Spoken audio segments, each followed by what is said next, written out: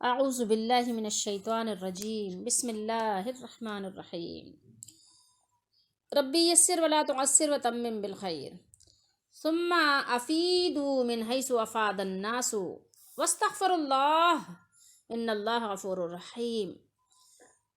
فَإِذَا قَضَيْتُم مَنَاسِكَكُمْ فَاذْكُرُوا اللَّهَ كَذِكْرِكُمْ آبَاءَكُمْ أَوْ أَشَدَّ ذِكْرًا فَمِنَ النَّاسِ مَن يَقُولُ رَبَّنَا آتِنَا فِي الدُّنْيَا وَمَا لَهُ فِي الْآخِرَةِ مِنْ خَلَاقٍ۔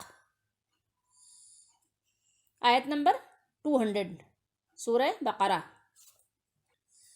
ترجمہ ضیاء القرآن ہے اور پارہ نمبر 2 ہے، سیقول السفہاء۔ اچھا، پھر تم بھی کون؟ اے مغروران قریش، یہ بریکٹ میں ہے، قوسین میں، ٹھیک ہے۔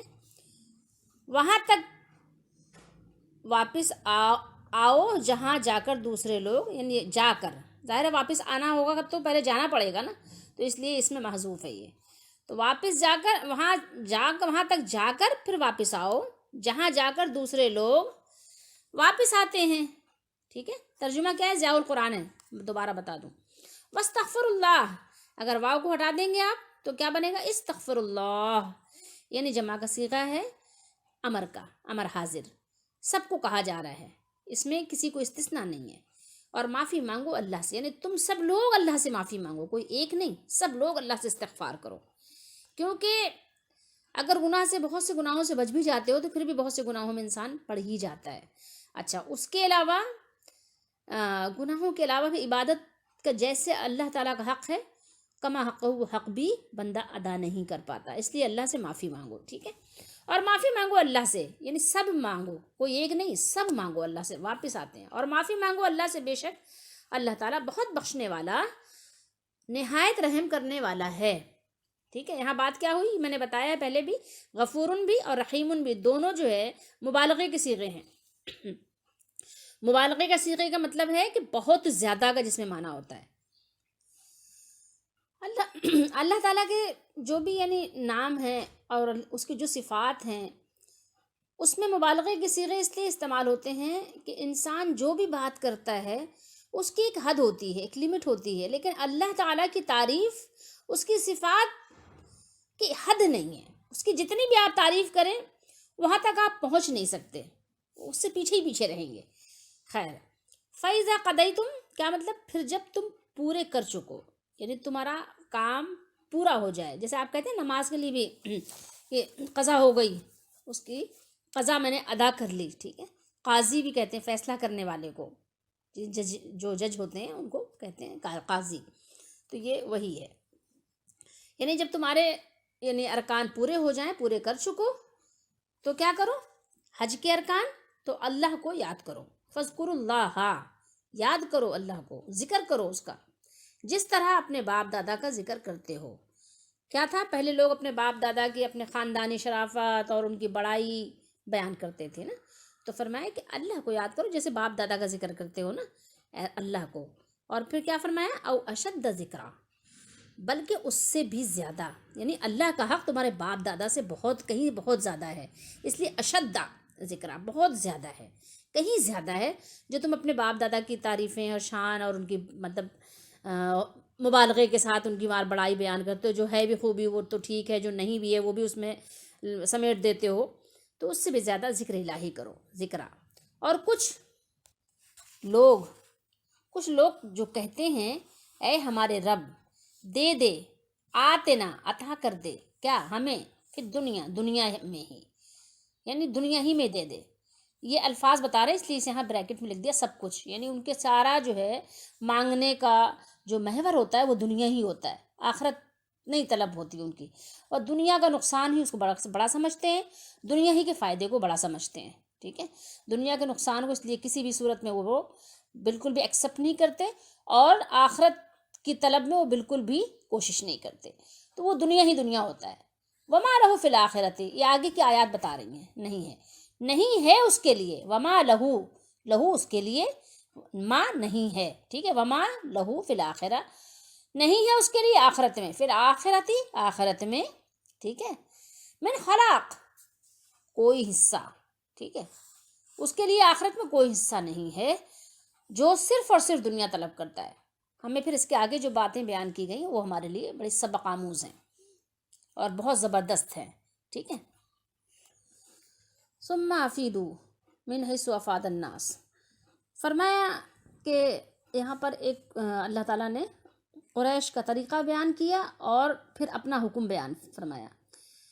کیا بیان فرمایا اللہ تعالیٰ نے؟ کہ عرفات جانا اور وہاں وقوف کر کے واپس آنا ضروری ہے تم سب کے لیے، ٹھیک ہے۔ عرفات جو ہے وہ حرم سے باہر ہے، اس لیے قریش مکہ جو تھے وہ عرفات تک نہیں جاتے تھے، ٹھیک ہے، بلکہ مزدلفہ سے ہی واپس لوٹ آتے تھے۔ تو اس لیے ان کو اللہ تعالیٰ نے حکم دیا کہ جہاں سے سب لوگ لوٹ کر آتے ہیں، سب جاتے ہیں اور سب لوگ لوٹ کر آتے ہیں، وہیں سے تم لوگ بھی جا کر لوٹ کر آؤ، ٹھیک ہے، یعنی عرفات تک جاؤ، عرفات سے لوٹ کر آؤ۔ اچھا، اس کے علاوہ عرب کے لوگوں کا طریقہ کیا تھا؟ طریقہ یہ تھا کہ جب وہ حج سے فارغ ہو جاتے، ان کو فراغت مل جاتی، تو منی میں کیا کرتے تھے؟ میلہ لگاتے تھے، اور میلے میں کیا کرتے تھے؟ اپنے آباء و اجداد کے کارناموں کا ذکر کرتے تھے۔ تو مسلمانوں کو یہ حکم دیا جا رہا ہے کہ جب تم 10 ذوالحجہ کو کنکریاں مارنے، قربانی کرنے، سر مڈانے، طواف کعبہ اور سعی صفا مروہ کی جو کی جاتی ہے سے فارغ ہو جاؤ، تو کیا کرو؟ اس کے بعد جو 3 دن مینا میں قیام کرنا ہے، 3 دن اس کے بعد بھی ہے نا، 10 تاریخ کے بعد بھی 3 دن مینا میں قیام کرنا ہوتا ہے نا، کنکریاں مارنی ہوتی ہیں، تو وہ 3 دن جو آپ کا قیام ہے تو وہاں خوب خوب اللہ کا ذکر کرو، ٹھیک ہے۔ کیسے کرو؟ جیسے جاہلیت میں تم اپنے آباء و اجداد کا تذکرہ کیا کرتے تھے، ان کے کارنامے بیان کرتے تھے، بلکہ اس سے زیادہ بہت خوب اللہ کا ذکر بیان کیا کرو، بہت زیادہ۔ ان آیات میں اگر آپ غور کریں تو ان آیات سے ہمیں کیا سبق ملتا ہے کہ دیکھیے اللہ کی بارگاہ میں کوئی چھوٹا بڑا نہیں ہے۔ حرم میں جو کعبہ ہے وہاں پر یہ لوگ کیا تھے؟ اس کے متولی تھے نا۔ قریش کون تھے؟ یہ کعبے کے اصل یعنی سمجھ لیں یعنی ملکیت رکھتے تھے، یہ کعبے کی چابی کس کے پاس تھی؟ انہی لوگوں کے پاس تھی۔ تو یہ کچھ اپنے آپ کو یعنی زیادہ سمجھتے ہوں گے کہ جب جا کے وہاں ٹھہر گئے اور جہاں لوگ ٹھہر رہے ہیں وہاں نہیں جا رہے ہیں۔ اللہ تعالیٰ نے بیان فرمایا کہ ایسا نہیں ہے، جہاں سب جمع ہو رہے ہیں وہیں آپ نے بھی جمع ہونا ہے، ٹھیک ہے۔ آپ کا یہاں پر کوئی یعنی الگ سے کوئی پروٹوکول نہیں ہے، ٹھیک ہے، آپ بھی وہیں جائیے جہاں سب لوگ جمع ہوتے ہیں۔ اللہ کے نزدیک عرب اور عجم سب برابر ہیں، کس لحاظ سے؟ بندگی کے لحاظ سے، ٹھیک ہے۔ ہاں جو تقوی میں آگے ہے وہ آگے ہے، جس کا تقوی بلند ہے وہ ہے بلند اللہ کی بارگاہ میں، لیکن اس کے علاوہ اللہ تعالیٰ کی بارگاہ میں کوئی چھوٹا بڑا نہیں ہے، یہ جان لو۔ تو کوئی الگ سے اللہ تعالیٰ کی بارگاہ میں کسی کی کوئی اپنی شخصیت نہیں ہے، ٹھیک ہے، سب لوگ اللہ کے نزدیک اللہ کے بندے ہو۔ تو اس بات کو ختم کرو کہ یہ اونچ نیچ ذات پات یہ سب جو ہے کچھ بھی کوئی چیز نہیں ہے اللہ کے نزدیک، ٹھیک ہے۔ تو مسلمان ہو تو مسلمانوں والے کام کرو بس۔ اب یہاں پر اللہ تعالیٰ نے حکم دیا کہ وَاسْتَغْفِرُ اللَّهَ، یعنی تم سب لوگ اللہ تعالیٰ سے استغفار کرو، ٹھیک ہے، اللہ تعالیٰ سے استغفار کرو، ٹھیک ہے، اللہ سے بخشش مانگو، کیونکہ وہ نہایت کیا کرنے والا ہے؟ رحمت کرنے والا ہے، بہت بخشنے والا ہے، ٹھیک ہے۔ تو اللہ تعالیٰ نے اکثر و بیشتر عبادات کی تکمیل کے بعد اپنے ذکر کا حکم دیا ہے، ٹھیک ہے۔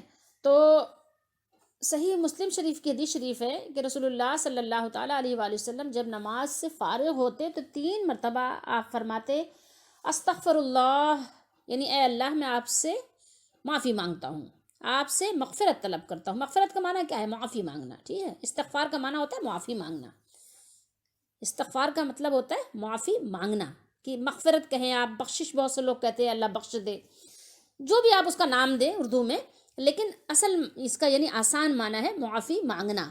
تو آپ صلی اللہ تعالیٰ علیہ وآلہ وسلم نماز فرض جب آپ ادا کر لیتے تو آپ 3 مرتبہ فرماتے، مسلم شریف کی حدیث شریف ہے، استغفر اللہ، اے اللہ مجھے معاف کر دے، استغفر اللہ، استغفر اللہ آپ اس طرح پڑھتے، پھر اس کے بعد آپ 3 مرتبہ وہ پھر آپ پڑھتے اللہم انت السلام و منک السلام تبارک یا ذا الجلال والاکرام. یہ آپ صلی اللہ علیہ وسلم کی دعا ہوتی تھی فرض نماز کے بعد.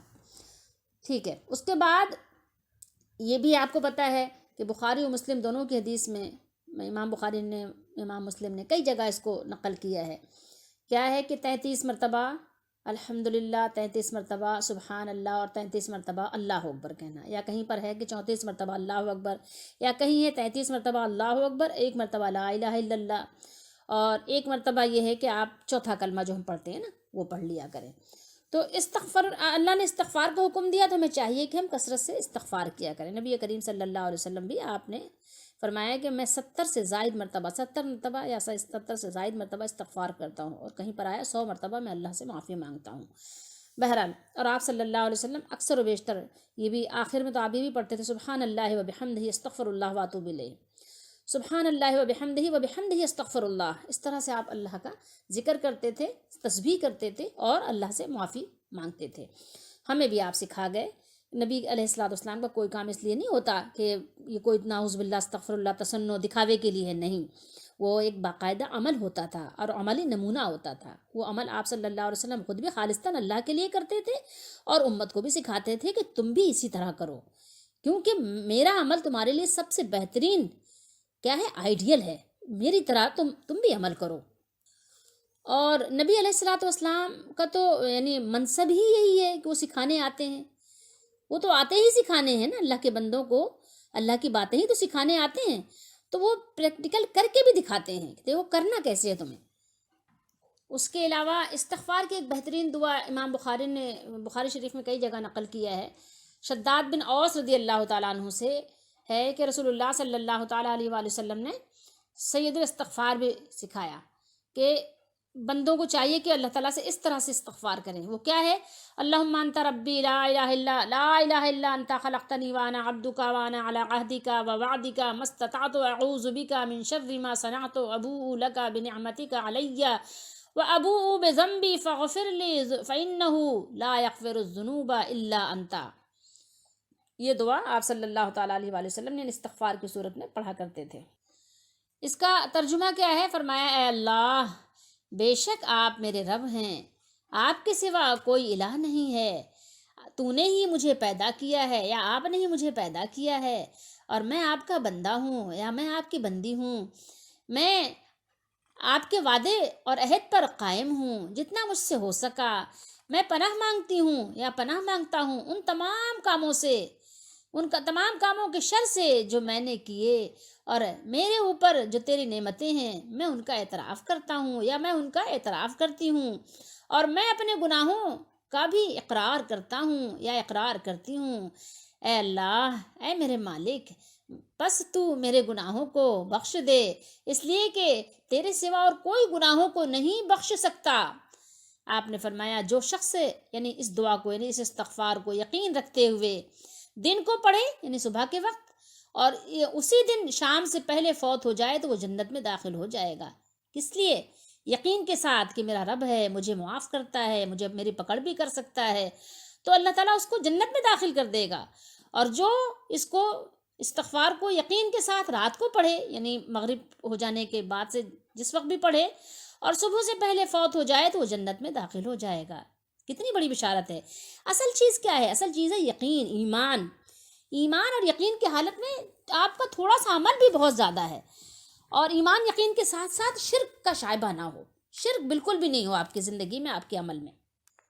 ایک اور بھی آپ کو حدیث شریف سناتے ہیں بخاری شریف اور مسلم شریف کے حوالے سے کہ حضرت عبداللہ بن عمر رضی اللہ تعالیٰ عنہ سے روایت ہے.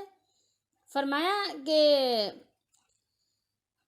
حضرت ابوبکر صدیق رضی اللہ تعالیٰ عنہ نے رسول اللہ صلی اللہ تعالیٰ علیہ وآلہ وسلم سے عرض کی کہ اے اللہ کے رسول صلی اللہ علیہ وسلم، مجھے ایک ایسی دعا سکھا دیں جو مجھے نماز میں پڑھ لیا کروں. تو آپ صلی اللہ تعالیٰ علیہ وآلہ وسلم نے ان کو دعا سکھائی، یعنی دعا آپ نے فرمایا کہ یہ دعا پڑھ لیا کرو. کون سی دعا؟ اللہم انی ظلمت نفسی ظلما کثیرا ولا یغفر الذنوب الا انت فاغفر لی مغفرۃ من عندک وارحمنی انک انت الغفور الرحیم.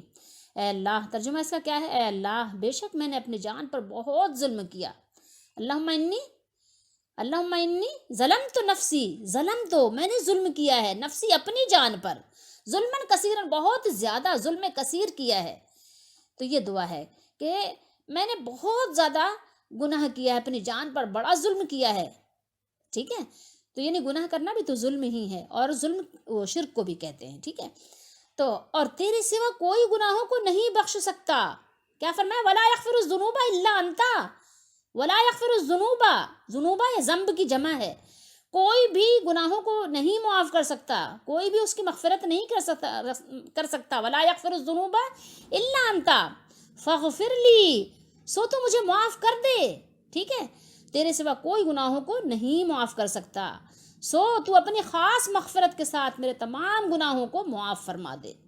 اور کیا فرما؟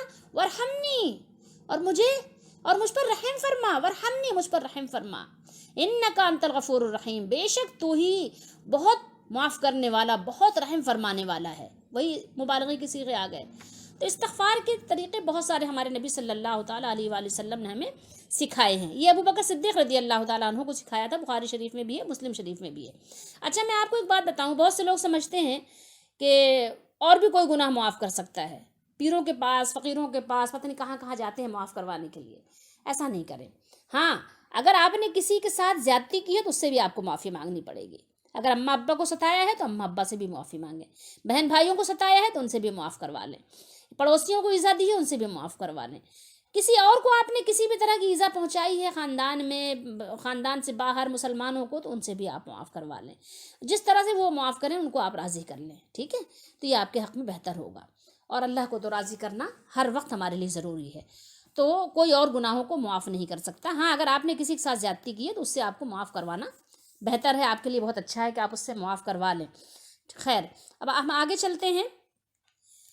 ہاں، ایک بات کو اور ذکر کر دیں کہ بہت سے لوگوں کا خیال ہوتا ہے کہ وہ کہتے ہیں کہ نبی کریم صلی اللہ علیہ وسلم کے مزار پر جا کر معافی مانگیں. تو آپ صلی اللہ علیہ وسلم نے اپنے صحابہ کو جو تعلیم دی وہ آپ خود دیکھ لیجئے کہ کیا تعلیم دی.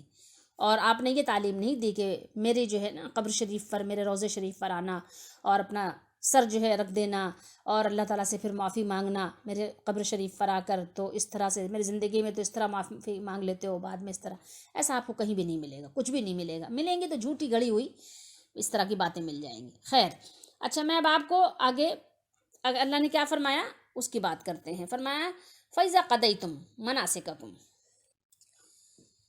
آگے فرمایا کہ مناسک حج کو پورا کرنے کے بعد کثرت سے کیا کرو؟ ذکر کرو اللہ تعالیٰ کا، اللہ تعالیٰ کو کثرت سے یاد کرو. ٹھیک ہے، اس بات کا اللہ تعالیٰ نے حکم دیا کہ مناسک حج کو پورا کرنے اور اسے فراغت حاصل کرنے کے بعد کثرت سے اس کا ذکر کیا جائے. ٹھیک ہے، فرمایا کہ کذکرکم آباءکم، اللہ کو اس طرح یاد کرو جس طرح تم اپنے باپ دادا کو یاد کیا کرتے تھے، بلکہ اس سے کہیں زیادہ. ٹھیک ہے، تو حضرت سعید بن جبیر رضی اللہ تعالیٰ عنہ حضرت ابن عباس رضی اللہ تعالیٰ عنہما سے روایت کرتے ہیں کہ اہل جاہلیت موسم حج میں کیا کرتے تھے؟ کھڑے ہو جاتے اور ان میں سے ایک آدمی کہتا کہ میرا باپ تو لوگوں کو کھانا کھلایا کرتا تھا، حاجیوں کو پانی پلایا کرتا تھا، مطلب اس طرح کی اپنی تعریفی کلمات خوب اس کو اعلان کرتے. لوگوں کے بوجھ اٹھا لیتا، ان کے طرف سے دیت ادا کر دیا کرتا تھا. یعنی اس موقع پر اپنے آباء و اجداد کے کارناموں کا خوب یعنی زور و شور کے ساتھ ذکر کرتے تھے اور ان کا کوئی کام نہیں تھا.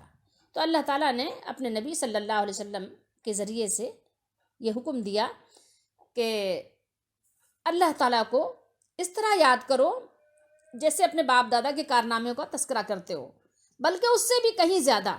ٹھیک ہے، یعنی مقصود اس سے کیا ہے کہ اللہ تعالیٰ کے ذکر کی کثرت، اللہ تعالیٰ کے ذکر کی کثرت کرو، یعنی اس کی ترغیب دلائی جا رہی ہے. ٹھیک ہے، تو اسی لیے اللہ تعالیٰ نے فرمایا او وشد ذکرہ.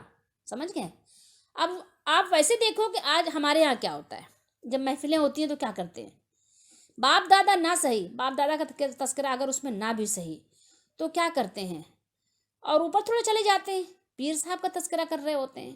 اتنی کثرت سے ان کے جو واقعات ہوتے ہیں اتنی کثیر تعداد میں، کبھی کسی کا، کبھی کسی بزرگ کا، کبھی کسی پیر صاحب کا، کبھی کسی مولانا صاحب کا، کبھی کسی کے کرامات سنائی جا رہی ہیں، کبھی کسی کے جو ہے، یعنی آپ دیکھیں تو زمین و آسمان کے قلابے ملائے جا رہے ہوتے ہیں. اللہ کا ذکر کہاں ہوتا ہے؟ اللہ کا ذکر کہاں ہوتا ہے؟ اللہ کا جتنا بھی ذکر کرو کم ہے. لیکن یہ ہے کہ نہیں، اتنی بڑی بڑی محفلیں ہوتی ہیں، اتنا سارا مال خرچ ہوتا ہے. وہ کہتے ہیں نا کہ وہ کاہے کو جو ہے 9 من تیل جلے تو کاہے کو رادھا ناچے. ٹھیک ہے، اللہ کا ذکر کرنے کے لیے پہلے بہت سارا پیسہ چاہیے. بہت سارا پیسہ ہو تو وہ اللہ کا ذکر کرنے کی محفل سجائیں، تو پھر اللہ کا ذکر کریں. حالانکہ اللہ تعالیٰ نے اتنا آسان کر دیا. اللہ کا ذکر کرنا بہت آسان ہے، کوئی مشکل بات نہیں ہے. لیکن ہمارے یہاں اتنا مشکل بنا دیا، ہر آسان کام کو مشکل بنا دیا. ہر جو ہے نیک کام کرنا اتنا مشکل کر دیا کہ جس کی کوئی انتہا نہیں ہے. جس کے پاس اتنا سارا پیسہ نہ ہو وہ اللہ تعالیٰ کا ذکر کیسے کرے؟ ٹھیک ہے، کاہے کو بڑے بڑے ایکو لگیں، تو کاہے کو پھر وہ خوبصورت آوازوں کے پھر نغمے گونجیں.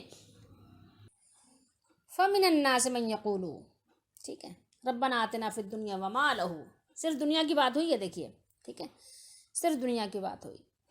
تو یہاں پر اللہ تعالیٰ نے کیا ذکر الہی کے حکم دینے کے بعد دعا کی کیفیت بیان فرمائی اور بتایا کہ اللہ تعالیٰ سے دعا کرنے والے 2 طرح کے لوگ ہوتے ہیں.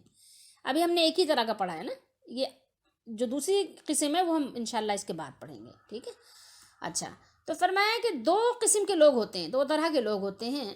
ایک وہ جو صرف دنیا کے طالب ہوتے ہیں، اور ایسے لوگ آخرت کی نعمتوں سے کیا ہوں گے؟ یکسر محروم ہوں گے. ٹھیک ہے، سورہ شورا میں بھی اس طرح کا مضمون آئے گا. اور دوسرے وہ جو دنیا اور آخرت دونوں کی بھلائی طلب کرتے ہیں. اصل کامیابی کس کو ہے؟ انہی لوگوں کی ہے. ٹھیک ہے، اچھا، دنیا کی بھلائی حسنہ میں نیک بیوی، دنیا میں غلبہ، خلافت اسلامی کا قیام، وسعت رزق، دین و دنیا کا علم، اور اللہ کے احکام کے مطابق چلنے کی توفیق. ٹھیک ہے، الغرض یعنی سب نیک اعمال اس میں شامل ہیں. اور آخرت کی بھلائی میں دوزخ سے نجات، جنت، رضا الہی کا حصول، حساب میں آسانی. ٹھیک ہے، اس کے علاوہ کیا ہے؟ نامہ اعمال کا داہنے ہاتھ میں ملنا، پل صراط سے آسانی کے ساتھ گزر جانا، اور حوض کوثر پینا نصیب ہونا، دیدار الہی کا نصیب ہونا، نیک لوگوں کا قرب حاصل ہونا وغیرہ، یہ سارا کچھ شامل ہے. ٹھیک ہے، حضرت انس رضی اللہ تعالیٰ عنہ فرماتے ہیں کہ رسول اللہ صلی اللہ تعالیٰ علیہ وآلہ وسلم اکثر دعا یہی فرماتے تھے، اللہم ربنا آتنا فی الدنیا حسنہ وفی الآخرۃ حسنہ وقنا عذاب النار. تو یہ دعا تو ہم اب اس کے بارے میں تو اگلی دفعہ میں بات کریں گے. لیکن آپ صلی اللہ علیہ وسلم کی دعا یہ ہوتی تھی، آپ دنیا کی بھی بھلائی مانگتے تھے اور آخرت کی بھی بھلائی مانگتے تھے. ٹھیک ہے، تو ابھی ہم جو دعا پڑھ رہے ہیں وہ صرف ان لوگوں کی بات ہے وہ جو دنیا ہی کی بھلائی مانگتے ہیں. ان کا سارا زور، ان کا سارا کچھ محور دنیا ہے. ابھی ہم صرف ان کی بات کر رہے ہیں. ٹھیک ہے، وہ ضمناً ایک بات آ گئی تھی تو ہم نے آپ کو وہ دعا بتا دی. فرمایا اللہ تعالیٰ نے فَمِنَ النَّاسِ مَن يَقُولُ رَبَّنَا آتِنَا فِي الدُّنْيَا وَمَا لَهُ فِي الْآخِرَةِ مِنْ خَلَاقٍ. اور بعض لوگ ایسے ہیں جو اللہ سے یعنی دعا کرتے ہیں، التجا کرتے ہیں کہ اے رب ہمارے، ہمیں دنیا ہی میں سب کچھ عنایت فرما دے. ایسے لوگوں کا آخرت میں کچھ حصہ نہیں. کیا فرمایا؟ خلاق. کیا فرمایا؟ خلاق، کوئی حصہ نہیں ہے ان کا. تو یہ خلاق کا کیا معنی ہے؟ نصیب کے اور حصے کے ہیں. یعنی اس مذمت کے ضمن میں اس شخص کے ساتھ مشابہت سے نفرت دلانا بھی مقصود ہے جس کا یہ حال ہو کہ وہ جو صرف طالب دنیا ہو، طالب آخرت نہ ہو، بلکہ صرف اور صرف طالب دنیا ہو. طالب دنیا ہونا، دنیا کی بھلائی مانگنا خود اللہ نے سکھایا ہے کہ دنیا کی بھلائی مانگو، لیکن صرف دنیا نہیں، صرف دنیا نہیں. ٹھیک ہے، بس یہ بات یہ سمجھ لیجئے. اگر صرف دنیا مانگا تو کیا حشر ہوگا کہ آخرت میں دیکھیے کیا فرمایا اس کے لیے، آخرت میں کوئی حصہ ہی نہیں ہے، نہیں ہے اس کے لیے کوئی حصہ. وما لہو فی الآخرۃ من خلاق. یہ جیسے خلاق ہے نا، ایسے خلاص بھی ہوتا ہے، ختم، خالی. ٹھیک ہے، خلاص آپ نے سنا ہوگا نا، حرم شریف گئے ہوں گے نا، وہاں بڑا لوگ بول رہے ہوتے نا، خلاص یا باجی، خلاص خلاص خلاص، خالی کرو خالی کرو، بس ہو گیا، پورا کرو، چلو نکلو. تو یہاں اللہ تعالیٰ نے اپنے مومن بندوں کو اور مومنات کو ایک سبق دیا ہے. سبق کیا ہے؟ کہ صرف دنیا مت مانگو. جب بھی دنیا مانگنا ہو، دنیا کی ضرورت ہو تو دنیا کے ساتھ آخرت ضرور مانگو. اللہ کی رضا، اللہ کا قرب ضرور مانگو، جنت ضرور مانگو. ٹھیک ہے، صرف دنیا نہیں چاہیے، دنیا بھی چاہیے اور آخرت اس سے زیادہ چاہیے. تو یہ سبق دیا کہ صرف دنیا مت مانگو، آگے ہم پڑھیں گے اللہ تعالیٰ نے سکھایا ہے. اور تارک دنیا ہونا بھی اللہ نے پسند نہیں فرمایا. اپنے نبی علیہ الصلوۃ والسلام کو اللہ تعالیٰ نے یہ سبق دے کر بھیجا ہی نہیں کہ آپ تارک دنیا بن کر رہیے، نہیں، بلکہ مومنین کو 4 شادیوں تک پابند کر دیا کہ 4 سے زیادہ بیوی نہیں رکھ سکتے. اللہ کے نبی صلی اللہ علیہ وسلم کو اجازت دی کہ آپ جو جتنی چاہیں کر لیں. ٹھیک ہے. تو نبی کریم صلی اللہ تعالیٰ علیہ وآلہ وسلم کو اللہ تعالیٰ نے بہت کچھ معاملات میں لوگوں سے منفرد اعزاز بخشا تھا آپ کو. ٹھیک ہے، کہ الگ سے آپ کو پروٹوکول عطا فرمایا تھا اللہ تعالیٰ نے کہ اللہ کے خاص ہیں، محبوب ہیں. اور پھر آپ کو پتہ ہے کہ نبی کریم صلی اللہ علیہ وسلم نے آپ کی دنیا سے کچھ لیا بھی نہیں. دنیا میں رہے، دنیا کمائی، دنیا بیان فرمائی، دنیا گزاری، دنیا سب کچھ کیا دنیا میں، لیکن دنیا سے لیا کچھ بھی نہیں. 2 پتھر بندھے ہوتے تھے پیٹ پہ. سوچو نا، بھوک لگتی تھی جبھی تو پتھر بنتے تھے، ایسے تو نہیں بنتے تھے نا پتھر. ایسے باندھ کے بتاؤ نا، جب کبھی ہم نے آپ نے باندھے کیا پتھر؟ نہیں باندھے نا. کیوں نہیں باندھے؟ کہ کبھی ضرورت ہی نہیں پڑی نا. ابھی معدہ خالی ہو، 2 دن سے کچھ کھایا نہ ہو تو بھی پتہ لگ جائے گا یہ کیا ہے. تو بھوک لگتی تھی نا اللہ کے نبی کو، یا صرف نعوذ باللہ استغفر اللہ کے دکھانے کے لیے پتھر باندھے تھے؟ کیا دکھانے کے لیے تو نہیں باندھے تھے نا. یہ تو آپ بھی مانتے ہیں نا کہ اللہ کے نبی صلی اللہ علیہ وسلم نے پتھر جو باندھے تھے پیٹ پہ تو دکھانے کے لیے نہیں باندھے تھے نا. کوئی وہاں پر شوٹنگ تو نہیں ہو رہی تھی نعوذ باللہ استغفر اللہ. یہ میں آپ کو سمجھانے کے لیے بتا رہی ہوں. سوچیں تھوڑی دیر کے لیے، غور کریں نا اس بات پہ. کیا کبھی اس بات پہ غور نہیں کرتے؟ اگر بھوک نہیں لگی تھی تو کیوں پتھر بندھا تھا؟ کیوں دکھایا صحابی کو؟ صحابی نے شکایت کی، یا رسول اللہ دیکھیں اتنا پیٹ خالی ہو گیا، ایک پتھر باندھا ہوا ہے. تو اللہ کے نبی صلی اللہ علیہ وسلم نے اپنی قمیض اٹھا کر دکھائی، دیکھو میرے 2 پتھر بندھے ہوئے ہیں. تم نے 1 دن سے کچھ نہیں کھایا، میں 2 دن سے کچھ نہیں کھایا. میدا کچھ مانگ رہا ہے، اس کو کچھ چاہیے، تو میں نے پتھر باندھ کو تو تسلی دی ہے میدے کو. تصور کریں نا کہ دنیا چاہیے نا. دنیا میں بھی اگر آپ بھوکے رہیں گے 2 وقت آپ کو پتہ چل جائے گا. تو دنیا بھی چاہیے، دنیا بھی خیر ہے، لیکن آخرت کو مت بھولو. دنیا کی خاطر آخرت کو فراموش مت کرو. یہ سمجھنے کی چیز ہے، یہ سمجھانے کی چیز ہے، اور اس میں یہی ہمارے لیے سبق ہے. دنیا بھی مانگو، آخرت بھی مانگو. دنیا بھی خیر چاہیے، دنیا میں بھی آپ اللہ کی طرف سے نازل کی ہوئی بلاؤں کو برداشت نہیں کر سکتے، اس لیے اللہ سے عافیت مانگو، سلامتی مانگو، اس سے رحمت مانگو، کرم مانگو، فضل مانگو، سلامتی مانگو. تو اللہ سے مانگو، اللہ دے گا. ٹھیک ہے. تو یہ ہے اصل میں. اللہ تعالیٰ ہم سب کو توفیق بخشے. وما توفیقی الا باللہ.